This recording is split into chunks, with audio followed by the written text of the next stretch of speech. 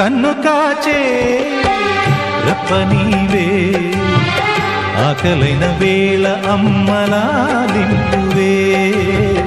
కన్ను చెమ్మగిల్లు వేళ చెల్లెమ్మవే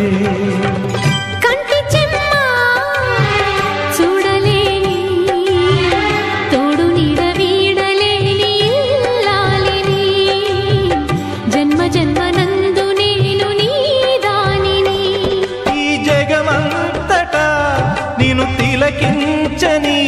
నీ సగభాగమై నన్ను తరించని